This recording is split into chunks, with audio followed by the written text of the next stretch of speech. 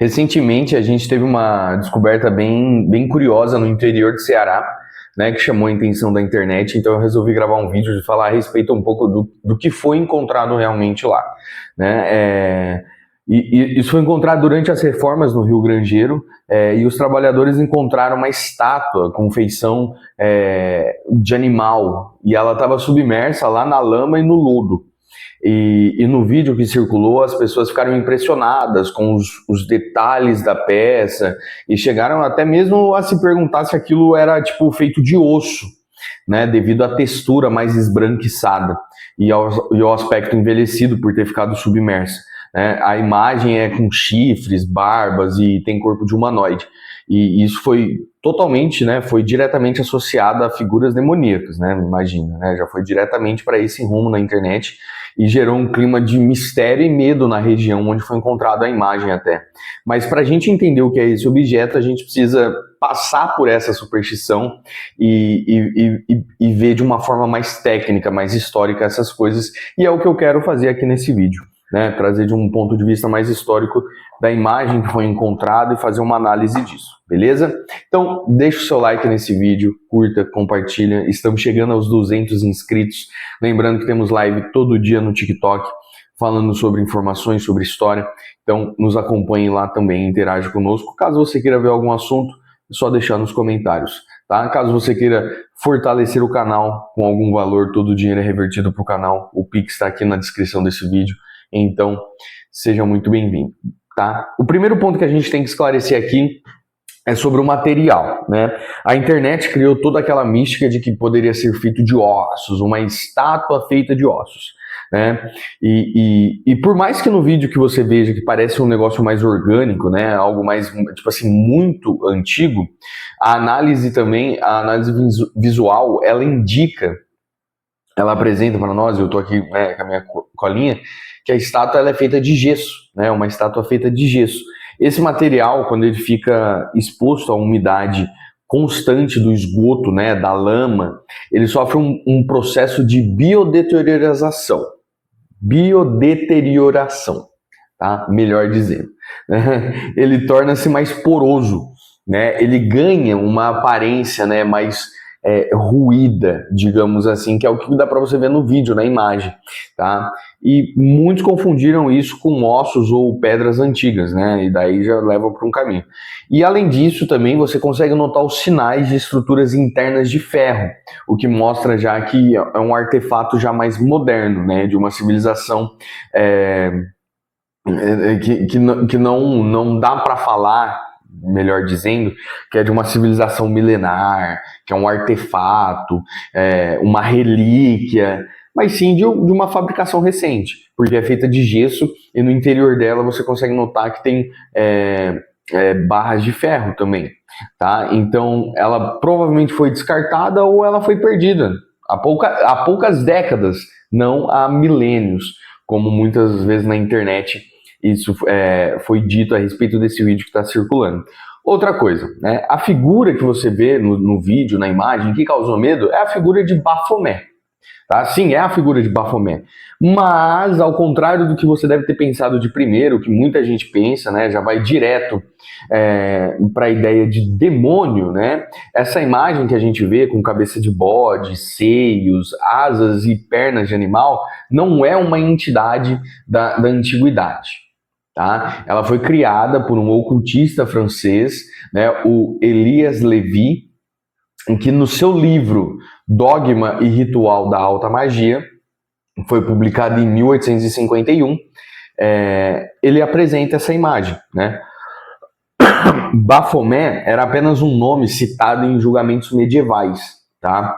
E não tinha uma forma visual definida, não sabia-se o que era o Bafomé, tá? Ou seja, qualquer estátua que tenha esse design exato que eu descrevi aqui para você, ela só pode ter sido fabricada lá por meados do século XIX. Tá? Então isso tira qualquer ideia de que o objeto era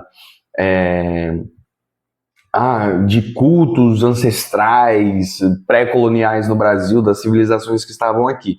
Na verdade, isso é muito mais uma iconografia moderna europeia, né, que chegou até o Brasil. E daí, que vem de simbologia, né?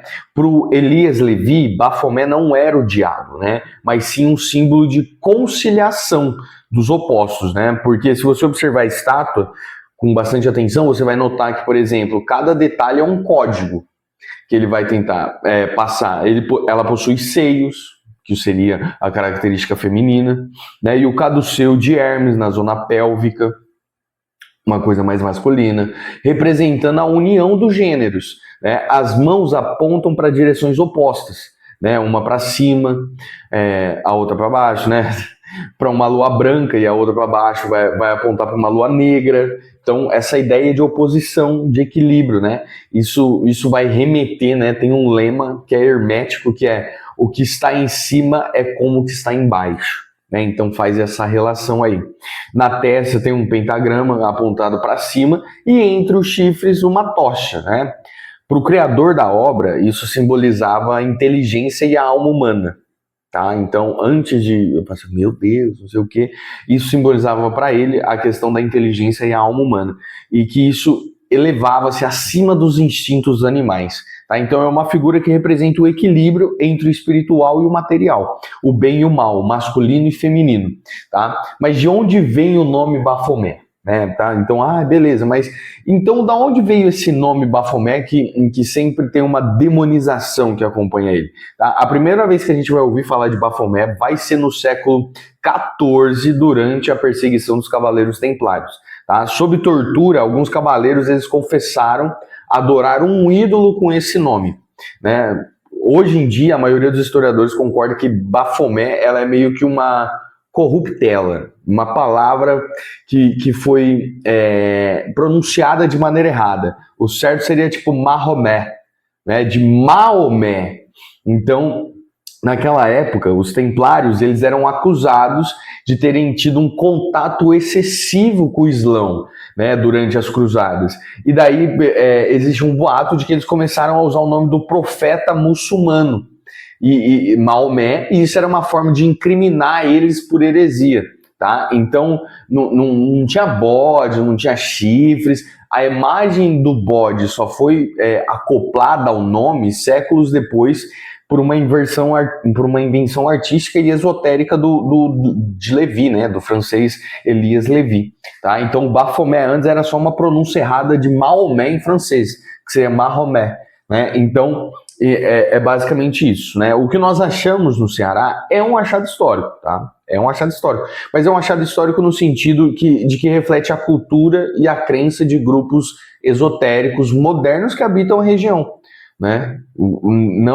Mas não uma relíquia arqueológica. É um achado histórico, mas não é uma relíquia arqueológica. Ela é de algumas décadas, né? E representa um grupo ocultista que existia naquela região.